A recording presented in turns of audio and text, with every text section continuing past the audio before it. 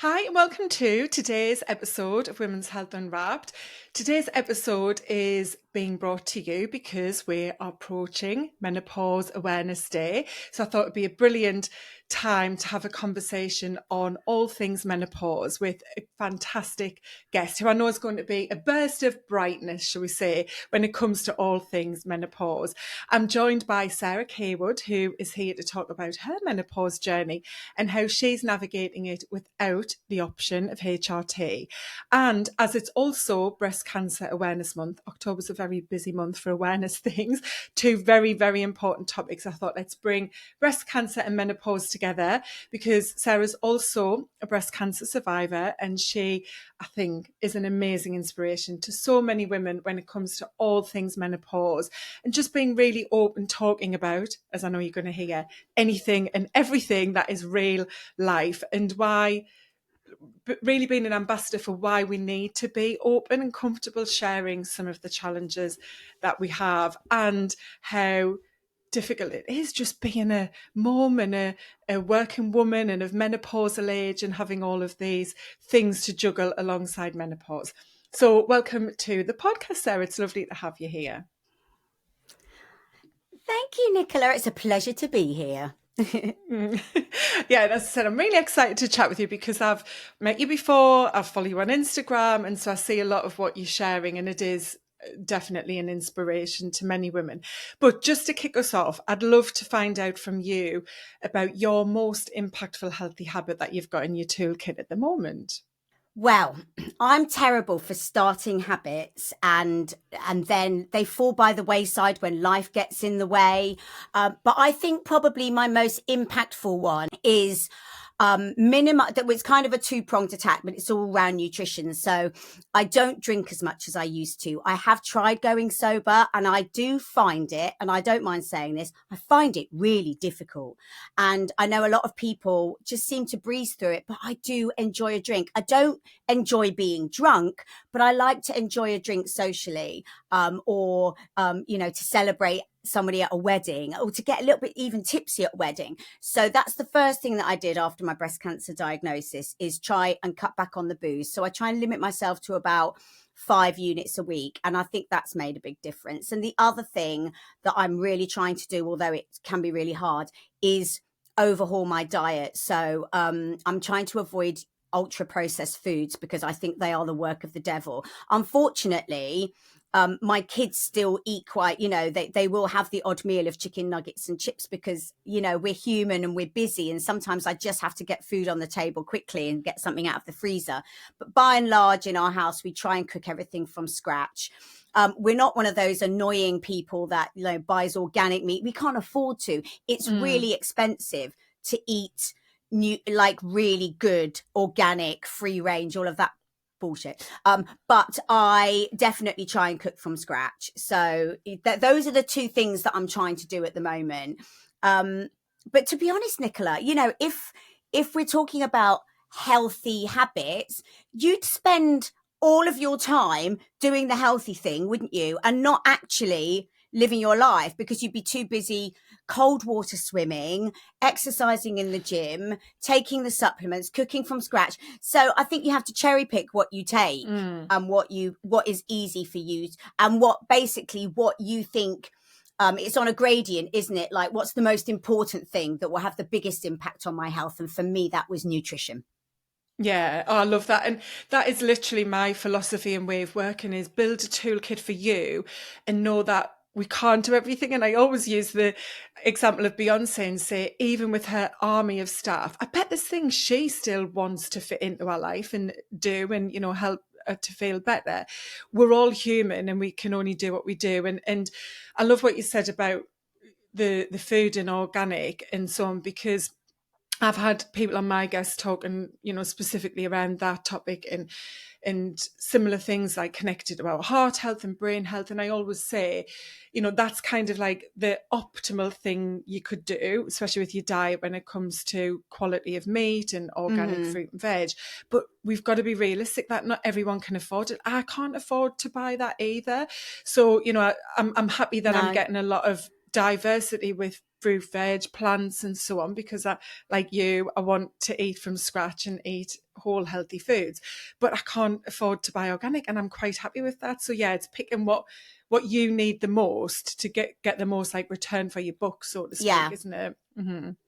Yeah, fantastic. I actually I've done a lot of deep diving on organic foods, and there's that, what do they call them, like something like the something seven, or the, I don't know, it's a nasty term for the main 6 or 7 foods that are terrible for having pesticides in them. Yeah. So I have started buying organic cucumber and organic spinach and organic strawberries. I think they were a really big one. Yes. But everything else, so those are the ones where the pesticide is right inside it.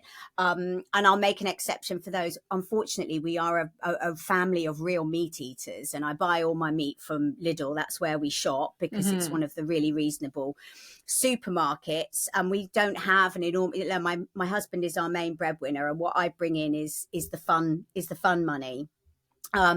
So we could do to be more plant-based, I think, but unfortunately, if I have like a really nicey healthy bean stew, my husband will often say at the end of it, "What's for main course?"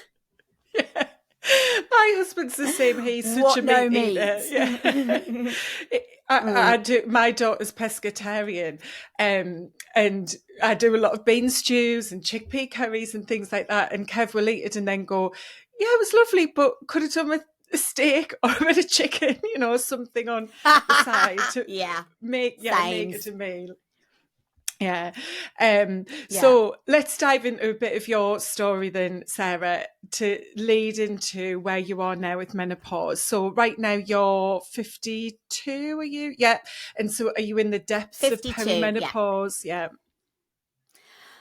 I'm in the depths of menopause. I mean, when I got my breast cancer diagnosis 2 years ago, I was on HRT, and I'd been on HRT for a couple of years. And the breast cancer surgeon, who was amazing, said, "Come off your HRT now. You can't take that anymore." And I was still having periods. So, but I think the HRT keeps your periods going artificially. I'm pretty certain of that, because as soon as I stopped taking it, I haven't had a period since August 2022. So I'm very postmenopausal.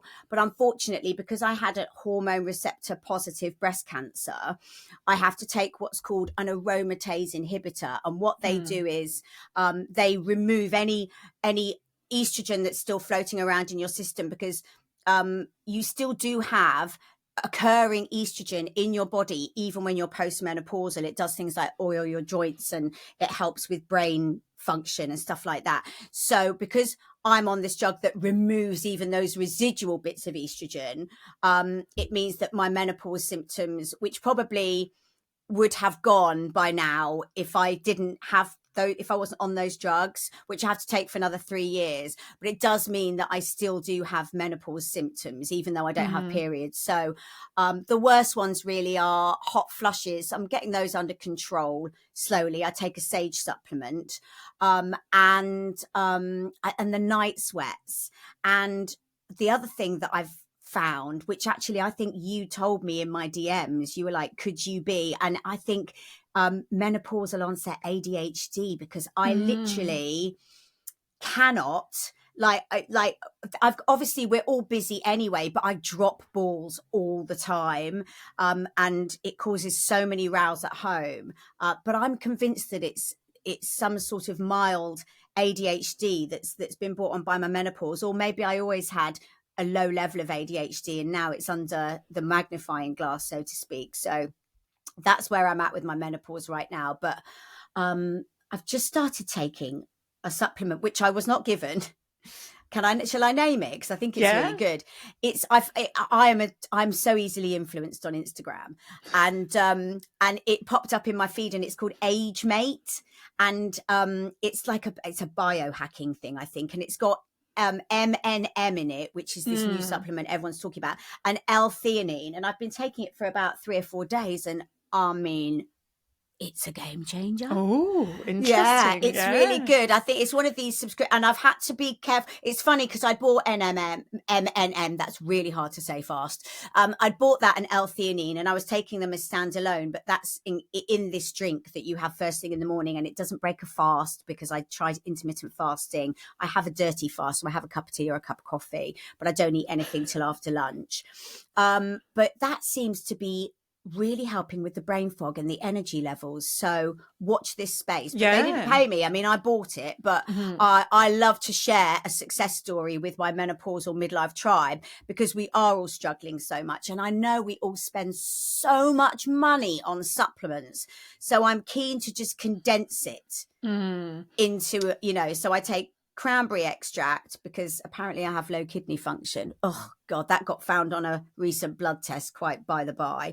So cranberry, sage for my hot flushes, this age mate, and multivitamin, evening primrose, and omega-3. Oh, wow.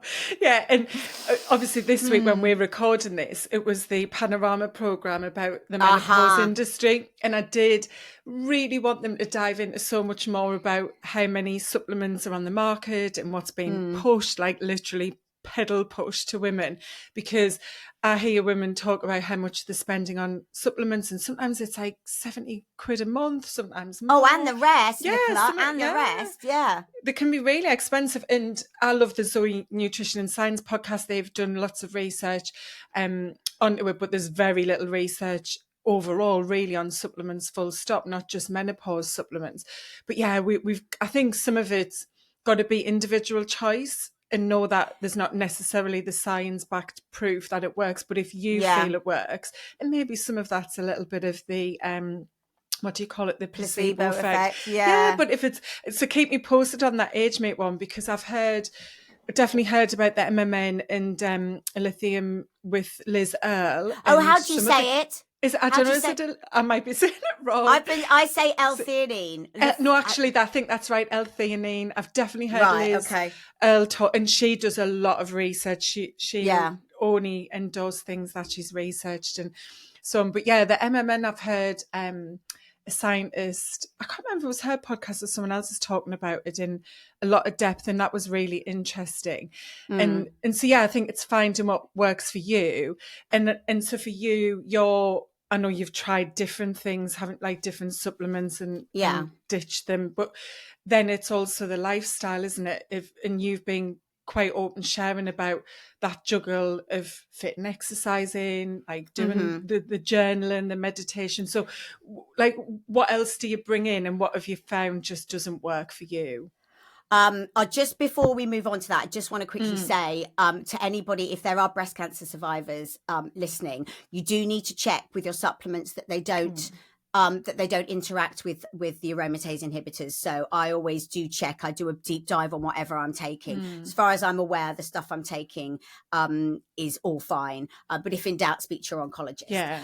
But the thing. So what did you ask? The things that I find difficult to do. Yeah, like what have you tried in terms of lifestyle habits, and is anything just not stuck? I think the journaling I find really hard, because by the time I've got the kids in bed, my kids are 10 and 12. So by the time I've got them in bed and I've put a wash on and I've tidied up the kitchen and I've done the dinner stuff, and I try and get up and do an early gym class Monday, Wednesday, Friday. I can't remember the last time I made all three, but I did go this Wednesday, and that's at 6 a.m. because then it's out of the way. I'm done for the gym. Do you know what I mean? And I feel amazing. It sets me up for the rest of the day. So I need to get to bed relatively early because I really need my sleep. So the journaling seems to be the thing that falls by the wayside. What I try and do is constantly be thankful in my thought processes. So rather than writing it down, like I'll get in the car and go, oh, thank God we've got a car. Aren't we lucky? And have conversations about being grateful with my children. So it's a naturally occurring habit rather than actually getting a notebook, at the end of the day or at the beginning of the day and saying, these are the things I'm grateful for. Because by the time I get into bed, especially at the moment, I just want to read a Christmas magazine. Don't all start. I love it. September the 1st. You're an early bird, yeah. I love it. I just, I just get come December, you're so busy, you can't really do that. But I just like looking at all the pretty pictures and stuff. So the journaling I found hard to stick. I do find it hard to go that early to the gym, especially if I've had a latish night. Even if we had friends over for dinner a couple of Thursdays ago, it wasn't boozy. I was asleep by probably about 11:30, but I just couldn't get up the next day. 5:30 that's just not. I realize now in my menopause, I really need a decent sleep. And because my sleep's so broken because of the night sweats, I allow myself to catch up, and I don't give myself a hard time. I lay in this morning till 7:30. I was going to get up at 6 and go for a walk and listen to a podcast, but the alarm went off and I was like, no. And I think you've got to listen to your body, because you might know this, Nick, but aren't the 3 pillars of health in this order? Someone told me that it's sleep, nutrition, exercise, in that order. Those are the 3 pillars of health. So sleep is the most important one.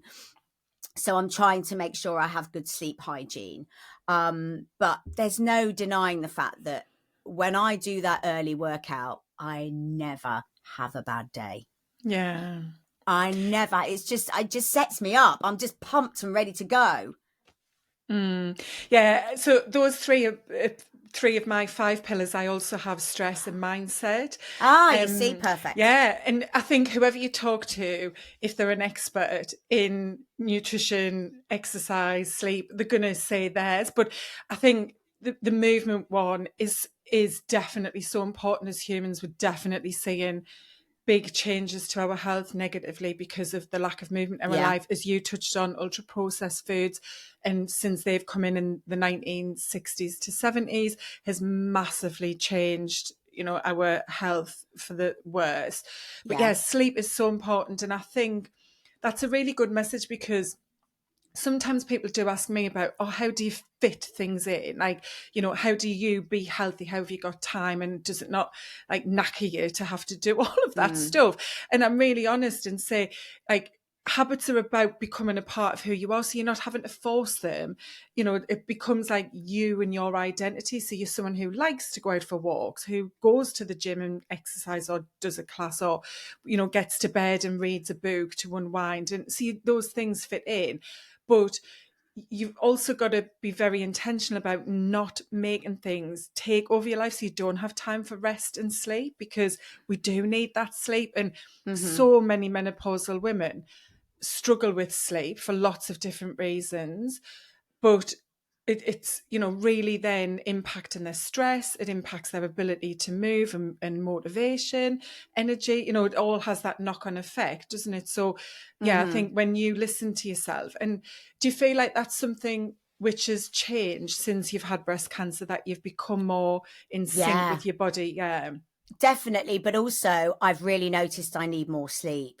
And I need good quality sleep. I used to be able to, crikey, the amount of times in the 90s and noughties I had like 2 hours and went and did Live and Kicking, or Top of the Pops or whatever. But now I really need that sleep, and it is finding the balance, because the other thing that I think it's important to know, and this is very unpopular, but it's true, is when it comes to menopausal joint pain, because HRT would really help with that, but I do suffer with that. The only thing that helps it is movement. You can't just pop a pill. The omega-6 isn't going to do that. You've got to go and get your bones strong. You've got to move. I have an arthritic back and an arthritic knees, probably a hangover from my dancing days, and they hurt more when I don't exercise regularly. It's an uncomfortable truth, but that's why I try and keep moving. And another reason that I try not to drink too much is because even a couple of glasses of wine will put the kibosh on a gym session the next day. So I try. Yeah. It's funny, just little tiny tweaks can make a huge difference.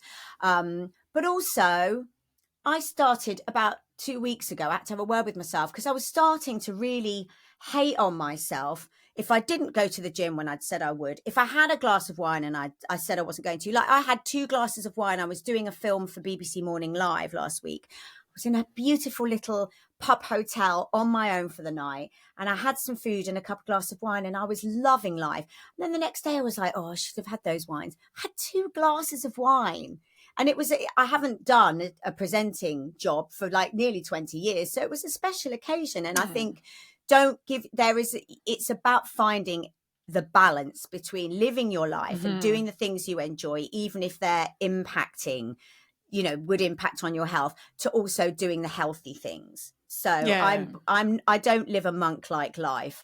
I do let my hair down sometimes, and I think that's important. Yeah, absolutely. And just on the exercise bit, I have just done a podcast with someone about back care and back strength and why we need to really take care of our back, but also our joints because of the changes we have hormonally in midlife.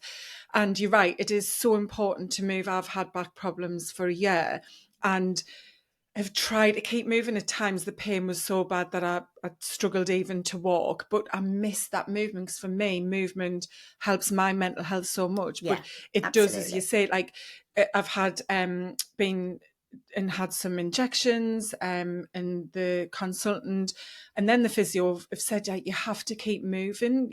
It's in the old days we were told not to move, but now they know you've got to move to help heal and repair and strengthen back Yeah. up. So I just wanted to call that out. But yeah, you're absolutely right. We've got to be kind to ourselves. And that's a big part of what I do in my coaching with women is focus on that self-compassion. The self-acceptance is a massive thing in menopause when we are changing and, struggle to like ourselves because of what's changed. But we've also got to do what's right for us. And I have a drink, I'm a health coach, but I like my wine. I'm like you. I can't drink to excess. And I've kind of took myself away from some social situations where it's that kind of intense drinking and because the boozy yeah, mates, Nick. Yeah, the yeah, boozy exactly. mates. Yeah, the because ones not that you're gonna everyone like. They're changes. gonna be getting right on it. Yeah, and I can't drink like And I'm that because but I'm also powerless to resist the temptation. Somebody will be like, "Do you want a sambuca?" I'm like, "Yay!" No, no, yeah, the no, shots no, have no, gone. no, no. Definitely gone for me. But I love wine. I'm like you. I enjoy having a nice drink when it's a situation that feels good. Like you said, being in that nice pub or hotel and having the glass of wine. I love a Saturday night, just me and my husband being in and cooking together and having a couple of glasses of wine, or I Lovely, do like a blissful. champagne. Yes, Yeah. exactly. Oh God, babe, But who yeah, doesn't? I know. So it's all in moderation, isn't it? And I think that's where, we've got to give that message to women that it's not about being a saint or a monk, as you say. It's about being human, but being kind to yourself, but also encouraging that you want to live a strong life. And that's something I think you've talked about, having had cancer, to go, bloody hell, like I need to be here for a long time. Your kids are still really young, aren't they? And you want Yeah. to look, Well, have that long life. I'm really worried about this because it's like I haven't spoken about this on social media because I think it's a sort of worry when you have to situation. But so I'm taking testosterone. I've only just started because my GP chatted to my oncologist about my low libido. I mean, it's appalling. It's gone. It's just completely gone. And also, it's incredibly painful to have sex because there's just no. It's like the fucking Sahara Desert down there. Excuse my language. So I've started the testosterone, but I had to have a blood test to check my baselines, and got a call from the doctor saying we need to redo the blood test in 2 weeks because your kidney function's low. And I'm like, oh my God. So I don't know what that's about. I guess I will find out. Watch this space. Hopefully it's nothing. Hopefully it's just an anomaly. But that again made me think, you've really got to embrace it while you can, because you just don't know what's around the corner, and I'm sure it won't be anything serious. But my diagnosis really came out of the blue, and I am only 52. I'm far too young to check out. I think I'd love to see 80. That if I see 80, I'll be chuffed to fucking bits. Do you know what I mean? So 50 too early, 60 I think too early, even 70 these days is a young death. So but you've got to enjoy the time you've got as well. That's where you have to find that balance. Yeah, exactly. And for me, my life changed when I did take control of my health. That's when I finally realised I was good enough who as the person I am, and that I started to build self-confidence, and then made the changes to leave the marriage I wasn't happy in, to start this business, to retrain, to meet someone new and remarry, you know, and do all of the things that I thought I was just not good enough to ever have in my life before. And so for me, it's that combination of taking care of myself, but not in a way that I'm obsessed, that's restrictive. You know, like I have the cake, I have the chocolate, but I choose to have good, like I prefer, luckily I've got a daughter who's a good baker, and she's got celiac disease. So she loves making lovely cakes and tray bakes and things at home. And I prefer to have stuff like that than rubbish shop bought stuff with loads of additives. Yeah, absolutely, because it's made from scratch then, isn't it? The only thing is, like the other day I made some banana blondies. Hunter absolutely loves them, my little boy. And I'm putting white chocolate chips that I've just bought in Lidl in. But I'm like, well, the rest of it's, you know, there's no preservatives as per, really. So again, I like to do that. I like to bake. And this is so dreadfully middle class to admit, but I've got a Thermomix, which makes it so easy. It's like it's basically like a food processor on steroids, and it you basically just press buttons, add ingredients, press button, add ingredient, press button, pour into tray, bake. Do you know what I mean? It's incredible. So it makes it nice and easy to cook things, sweet treats from scratch. So I love that. And I don't know about you, obviously your daughter vibes on this, but I find baking so relaxing. I love it. Yeah, I don't bake a lot. I am actually quite a good baker. I do. That's how she got into it. We always made cakes, you know, when she was younger and so on. But I love cooking. You know, I'm not as much of a bake as she would make the cinnamon buns, and she makes all kinds of stuff. Oh, she made these delicious chocolate fudge cookie things at the weekend that I did say to her were honestly probably one of the best chocolate cookies I've ever had, ever. Yummy. And they were gluten-free. They were so good. But I love to cook. I do find cooking very relaxing. For me, it's definitely my mindful time, you know, when you're just in the kitchen, chopping the veg. And I know some people hate that. And I work with lots of women who amaze me that, you know, they might be in their 40s, 50s, and they literally have barely cooked a meal from scratch their whole life. And they're just I don't know what to do. Yeah, I'm scared. A lot of people have fear of making something and then it's rubbish.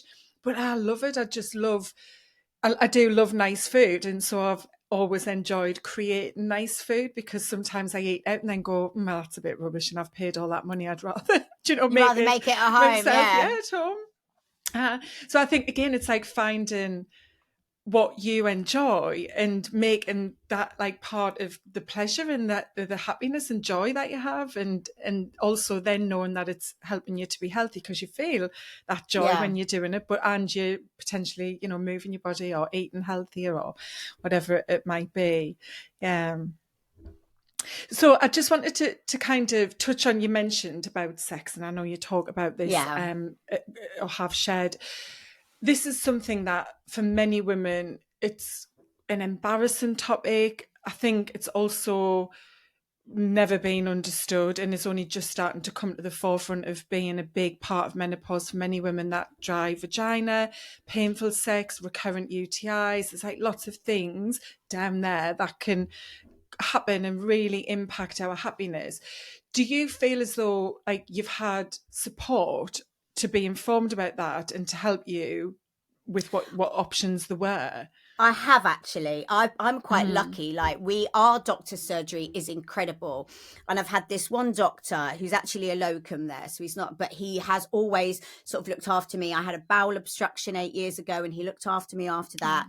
And I speak to Dr. Wynne about all these things, and he's the one that spoke to my oncologist about trying the testosterone, because they don't know if it turns estrogenic but in your body. That's why they don't really know enough about it. But my oncologist said if it's life limiting, then it's worth a try.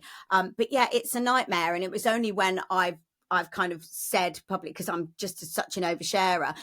I mean, Davina touched on it in her documentaries, but her and Lisa Snowdon and all the other people that are talking about the menopause, they're not talking about that, because it's the kind of, it's not the sexy side of it, is it? It's not, you know, but, you know, it's agony having sex, and I will do anything to avoid it. And I know I'm not the only one, because my DMs went absolutely mad when I talked about vaginal atrophy outside the doctor's clinic a few months ago. And as a result of that, I actually did a campaign for a company called Clarity, advertising their vaginal dilator, which is a really good way of learning how to work. It comes in different sizes. So it's like, I guess it's like a dildo, but it doesn't do anything. And it's just about using, like, getting the sizes, slowly graduating up the sizes, because I just can't accommodate big dicks. Like, there's only one in my life, metaphorically and literally. But it's just so hard. And it's, like I said, it's quite literally not the sexy bit, is it? But I am still, so I'm on the testosterone. I haven't had sex for ages, so I couldn't tell you how it's going. I've also changed to a different estrogen pessary, because you can use estrogen pessaries locally if you've had a breast cancer diagnosis. So I'm using one called Imvagi, which is an oil-based pessary with the estrogen in. So the other one I was using was a little chalk-based one. So not really helping the moisture in my vagina. So the Imvagi, in theory, should help with that. And then I'm trying lots of different lubricants. So the HylioFem is a good one, because it's hyaluronic acid. So, if you're using that, then it's going to try and keep the vagina moisturized. But it's basically just what I need to do now is be brave and have a go, because I haven't had a go in so long. It's probably been a couple of months, maybe even slightly longer. But I think I've always had this theory that the longer women go without sex, the less they want it. And the longer men go without sex, the more they want it. So never the twain shall meet, which is, Mother Nature cocked that one up, didn't she? But then we were never meant to live this long, Nicola. We were never meant to be, this was the reason we're menopausal, is because we've done our job as far as Mother Nature's concerned. We've bred, we've kept the bloodline going. We started our periods in our teens. You should have been having your babies. If you lived in a cave, you'd have them at 13. And now we're done. It's like, just to make us into glue. Don't. Yeah. But that's essentially it. So we're fighting evolution, and I think we're doing a really good job. But I will let you know how I get on, and of course I will be sharing it on my Instagram, which is at Sarah Cawood. And if anybody has any questions, they can always DM me as well, because I'm not somebody who is icky or embarrassed around these things. I'm just like, let's just talk about it, because people are suffering and marriages are suffering. Yeah, and I see a lot of that in some of the groups I'm in, and sometimes I think there are some communication problems in relationships where the man's insisting on sex, even though the woman is really struggling, not necessarily with vaginal atrophy and the pain, but even just the other symptoms of menopause and what that does. Yeah, there's lots of people who want that to be very much a part of their relationship. And for me, the sex isn't painful, but I have had discomfort, and I've tried vaginal estrogen. I've been using that probably for about 4 or 5 months now. I did have a bit of an irregular gap, and I've started it up again, because for me it's just walking, it's standing, like I can just feel it, and it's neither itchy or burning but there's something that's just there that, and my GP isn't the best, and she'd initially said to me, oh, you don't need vaginal estrogen because you're on HRT and the estrogen gets throughout your body. Well, I've done training in it, and I didn't want to say to the GP, well, I'm not a qualified doctor, but actually I'm going to disagree with you. But you know your body, Nicola. Well, you know your body. And so I just left it. And then I know another GP who runs a women's functional medicine clinic in Newcastle. So I messaged her.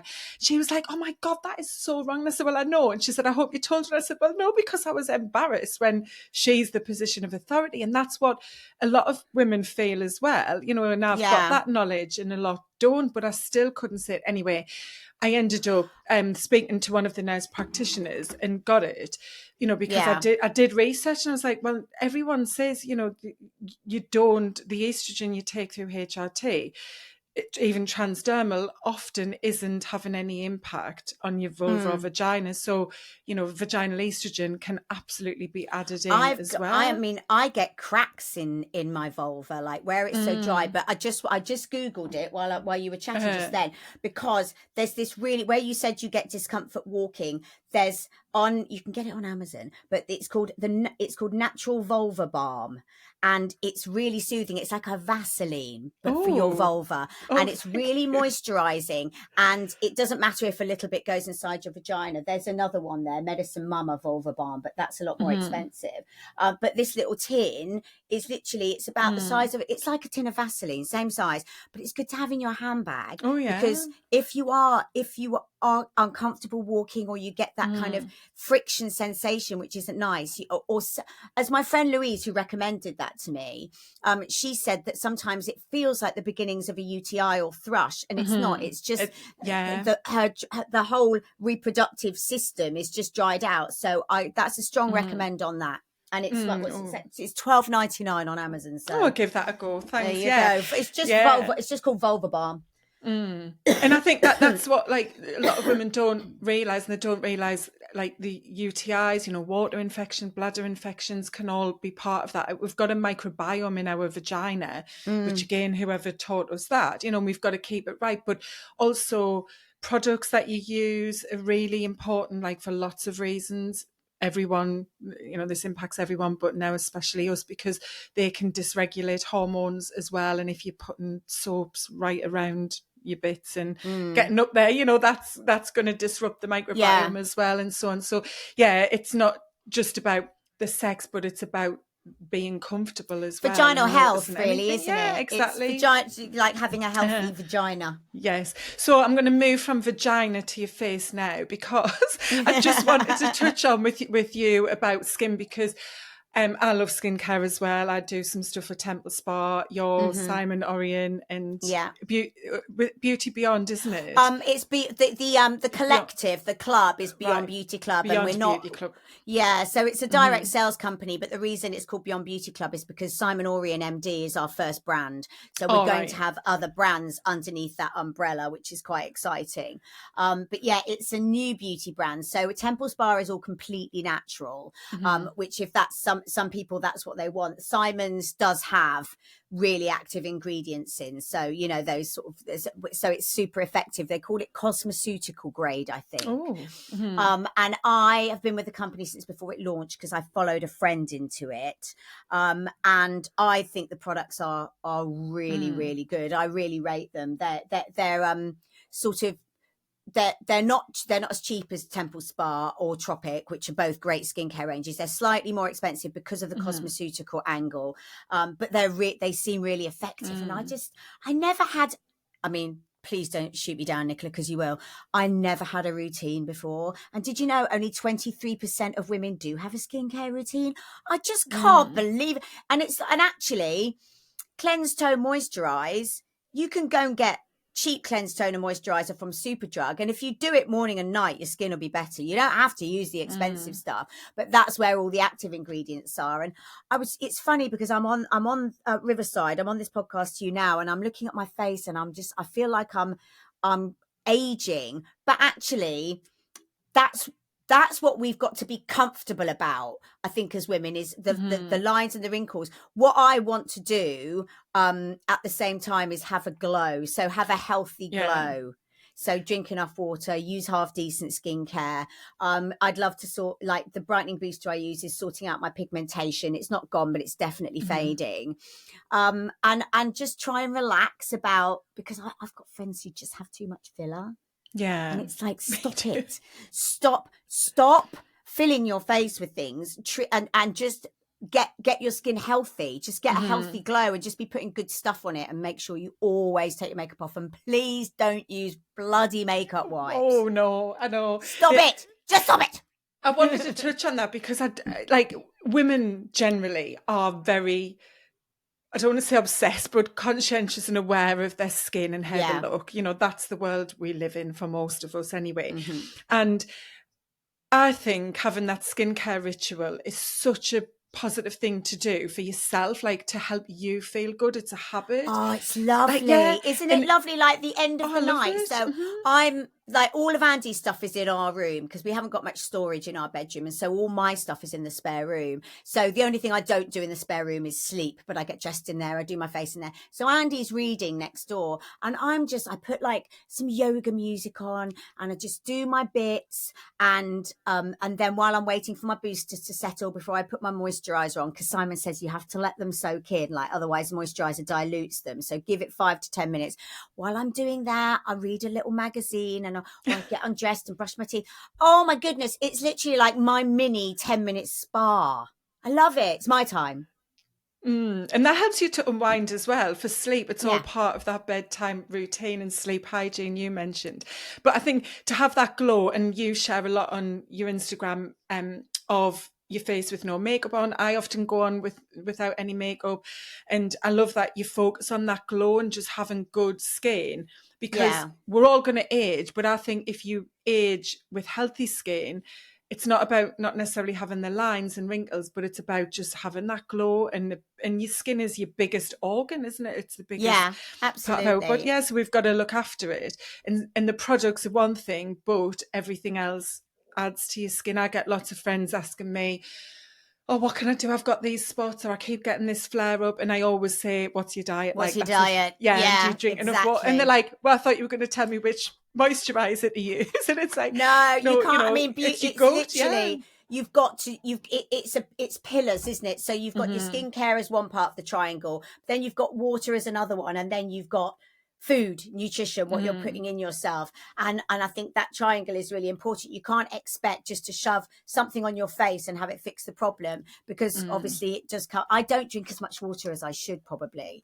I'd probably do 1 liter to 2 liters a day. That's I know good. people. That's fine. Well, and also you have to take into account all the other stuff. So I have my Yeah. age mate in probably just over half a pint. I do have a cup of tea in the morning, and and that can count towards your fluid intake. So, and then during the week, if I have a glass of non-alcoholic wine, and that's helping too. Obviously, alcohol does dehydrate you. Yeah, it's been fantastic to chat to Sarah and just get your honest insights. And also, I think just that real passion about sharing. I think for any of us, just sharing how we feel and what we are struggling with, and helping each other with ideas of, Yeah. well, this has helped me, whether it's the skincare, whether it's the water, the exercise, the being kind to yourself, then the supplements, it's that, it is that toolkit, as I call it, of Yeah. picking what's right for you.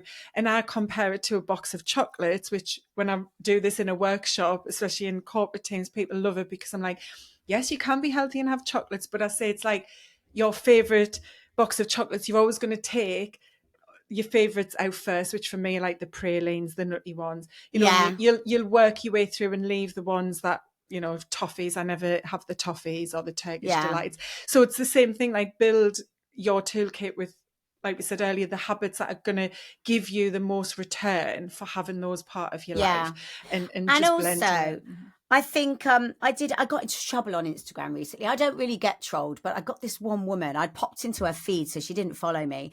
But it was a reel I actually deleted, because I was having I'd had a couple of weeks of really quite severe anxiety. It had come from nowhere. I'm not generally an anxious person. Personally, I think it was a combination of things, but not moving being one of them, plus jet lag, because I'd been away with Beyond Beauty Club. And this woman told me I should be ashamed of myself for coming on.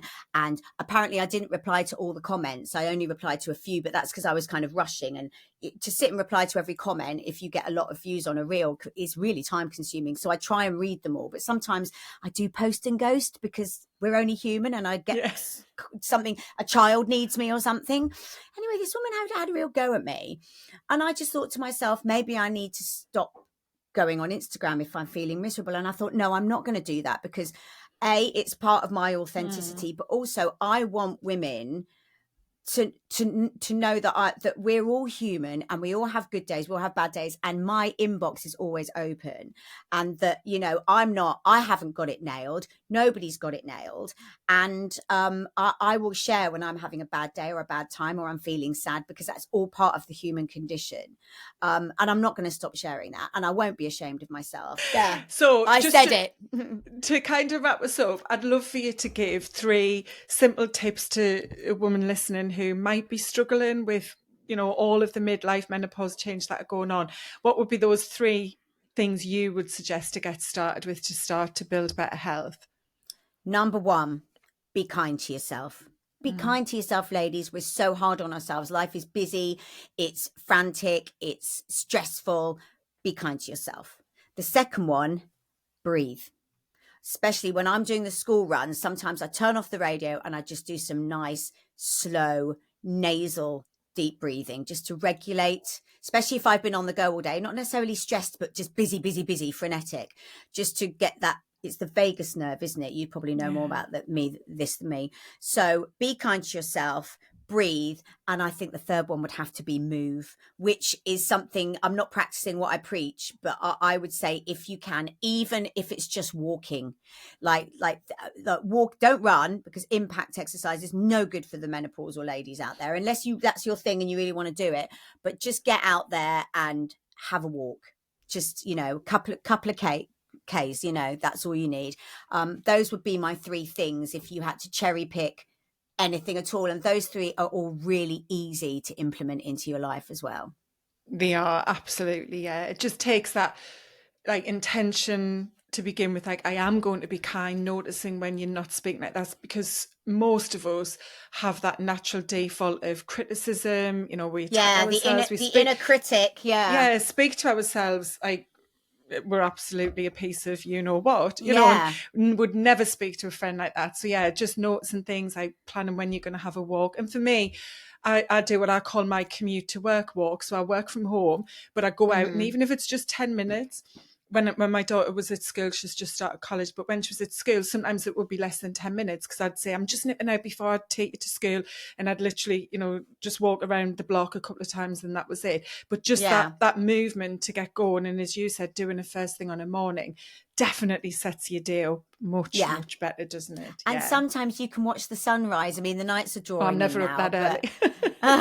But it is lovely, like when you can just see the fingers of dawn, you know. But I always wear a light, and I always, you know, keep your wits about you, ladies, if you're going out very early. But it's lovely, and and that's another way of communing with nature, which is, so you've killed 2 birds with 1 stone, because as we all know, spending time in nature is really good for our mental health. So yeah, it is. Yes, win-win, brilliant. So I'm going to pop everything about Sarah in the notes, but we've mentioned Instagram lots, so that's where you generally hang out, isn't it? But you also have the free AI face tool, facial analysis, but it's amazing, Nick. So, but you know, it's do it in good light, so not in bright sunlight. You know, daylight to day where it's a bit overcast, in a window, no makeup, and you can download I think it's like a 6-page PDF. I think how it works is you do the AI analysis, it will give you your top 2 concerns, and then you can click to send your full PDF, and what it does is they slide into your emails. You will have left your email address, and I think they send you a code to unlock that PDF, and then you can keep it, download it, print it off, and it goes through every single thing on your face, like eyes, sagging, wrinkles. It gives you a grade out of 100, so you can see what the AI thinks are your top 2 concerns, and then treat them accordingly. And the thing that I love about it is you don't have to buy Simon Orian MD. You can do that. That's your free thing. So you can do that and take your PDF down to Superdrug and go and buy the ordinary if you want. Do you know what I mean? There's absolutely no strings attached, and it does add you to a mailing list. But if you really don't want those, although you should stay on it for the great special offers, then you can unsubscribe. So it's just a really lovely piece of free value, which I think is always really nice. When we're flogging something, right? It's just nice to be able to give our potential customers free value. So yeah, absolutely, yeah, definitely. So check it out, and you do give lots of tips on the products as well. You show how you use them and so on. And I think, like I said, for lots of us, my advice is spend wisely with skincare, and that too Mm-hmm. could help, because you don't want to just throw products on yourself. You want to use the right products for the right things. Absolutely. So the website, I'll just let you know what my discount is in case people don't find the link, but it's Simon Orian MD. So that's quite easy. Orian is Ourian, Simon Orian MD. And my discount code, my affiliate code is now Sarah. Easy. Yeah. Easzy.